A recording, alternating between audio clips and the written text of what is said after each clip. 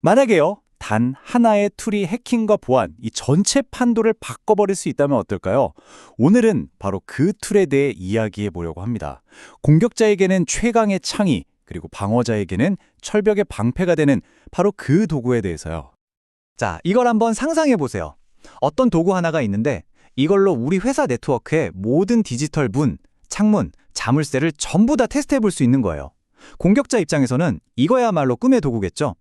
하지만 이걸 막아야 하는 방어자 입장에서는 정말 끔찍한 악몽일 겁니다.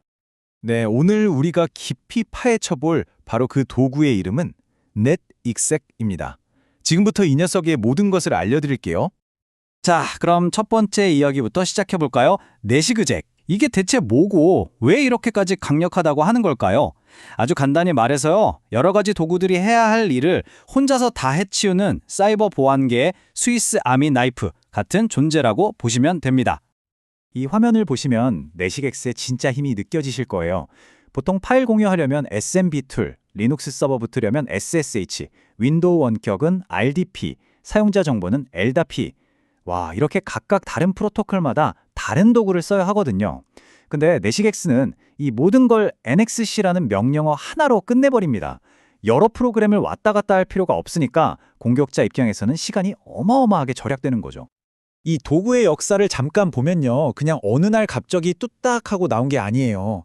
원래는 크랙맵 이그젝이라는 이름으로 2015년부터 활동했거든요. 그만큼 오랜 시간 동안 전 세계 보안 전문가들 사이에서 실전으로 다져지고 검증된 아주 믿음직한 툴킷이라는 뜻입니다. 자, 이제부터는 모자를 바꿔 쓸 시간입니다. 우리가 직접 공격자가 되어서 이 강력한 내시그잭을 가지고 어떻게 네트워크에 침투하는지 그 플레이북을 한번 따라가 보겠습니다. 이 슬라이드가 오늘 이야기의 핵심을 보여주네요. 보세요. 내시그잭은 선과 악이 정해진 도구가 아니에요. 그냥 정말 강력한 도구일 뿐이죠. 이걸 누가 쓰느냐에 따라 자동차의 결함을 찾아 고치는 훌륭한 정비사가 될 수도 있고 똑같은 도구로 보안을 뚫고 차를 훔치는 도둑이 될 수도 있는 겁니다. 좋습니다. 그럼 이제 이론은 잠시 접어두고요. 실제 공격이 어떻게 벌어지는지 아주 현실적인 시나리오를 통해 단계별로 따라가 볼게요. 이렇게 직접 보면 이 도구가 얼마나 무서운지 훨씬 더 와닿으실 겁니다. 자, 공격은 보통 이 3단계로 이루어집니다. 첫째, LDAP 프로토콜을 이용해서 회사에 어떤 사용자들이 있고 어떤 부서에 속해 있는지 정보를 싹 긁어 모아요. 마치 회사 전화번호부를 통째로 훔치는 것과 같죠?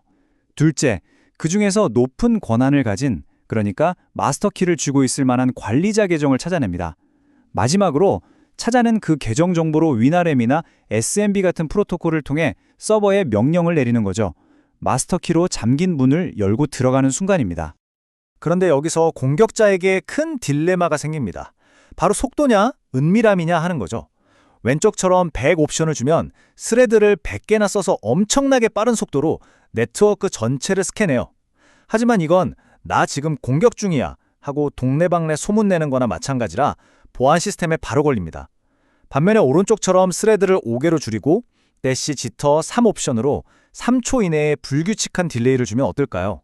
아주 느리지만 일반적인 사용자의 네트워크 활동처럼 보여서 탐지하기가 정말 어려워집니다. 자, 이제 다시 판을 뒤집어 보죠. 우리가 네트워크를 지키는 방어자, 블루팀이라면 어떨까요? 방금 공격자의 딜레마라고 했던 그 시끄러움이 바로 우리의 가장 강력한 무기가 될 수 있습니다. 맞습니다. 아무리 조용한 공격자라고 해도요, 모든 행동은 결국 로그라는 흔적을 남기게 되어 있습니다. 중요한 건 그 수많은 흔적 속에서 진짜 공격의 증거를 찾아낼 줄 아는 눈을 갖는 거죠.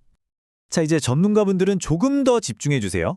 바로 이 화면에 보이는 것들이 공격을 탐지할 수 있는 핵심 단서, 즉 침해 지표 IOC입니다. 예를 들어 특정 PC 한 대에서 갑자기 수많은 SMB나 위나렘 연결 요청이 발생한다거나 하나의 계정으로 SMB, RDP 등 여러 프로토콜에 거의 동시에 로그인을 시도하는 패턴 같은 것들이죠. 이런 이상 신호들을 서로 연결해서 분석하는 게 바로 내부망을 휘젓고 다니는 공격자를 잡아내는 열쇠가 됩니다. 좋습니다. 이제 공격과 탐지에 대해 다 알았어요. 그럼 가장 중요한 질문이 남았죠. 그래서 우리는 뭘 어떻게 해야 우리 네트워크를 안전하게 지킬 수 있을까? 지금부터 모두가 바로 실천할 수 있는 핵심 전략들을 알려드리겠습니다. 이 세 가지 원칙은 꼭 기억해 두세요. 이건 보안 전문가만 알아야 할 내용이 아닙니다. 첫째, 로그인 패턴을 잘 지켜봐서 이상한 시도가 없는지 감시해야 하고요. 둘째, 직원들에게 모든 문을 여는 마스터키 대신 꼭 필요한 문만 열 수 있는 최소한의 권한만 주세요. 마지막으로 공격당하기 전에 우리가 먼저 내시르잭 같은 도구로 우리 시스템의 약점을 주기적으로 점검하는 겁니다. 이것만 잘 지켜도 보안 수준이 정말 몰라보게 달라질 거예요. 오늘 이야기의 핵심 다시 한번 강조할게요. 최고의 방어는요, 바로 공격자의 무기와 생각을 이해하는 것에서부터 시작됩니다. 자, 이제 이 디지털 마스터키가 어떻게 작동하는지 알게 되셨습니다. 그럼 이제 여러분의 차례입니다. 여러분의 소중한 디지털 자산을 지키기 위해 여러분의 자물쇠를 어떻게 더 튼튼하게 바꾸시겠습니까? 오늘 이야기는 여기까지입니다. 하지만 우리의 배움과 대화는 여기서 끝나지 않습니다. 오늘 다룬 내용이나 다른 보안 주제에 대해 더 깊이 있는 이야기를 나누고 싶으시다면 저와 누리캡스가 함께하는 정보보호 네이버 밴드로 오세요. 링크를 통해 들어오시면 다른 전문가분들, 그리고 보안에 열정 있는 분들과 함께 더 넓은 지식의 세계를 경험하실 수 있을 겁니다. 여러분을 기다리고 있겠습니다.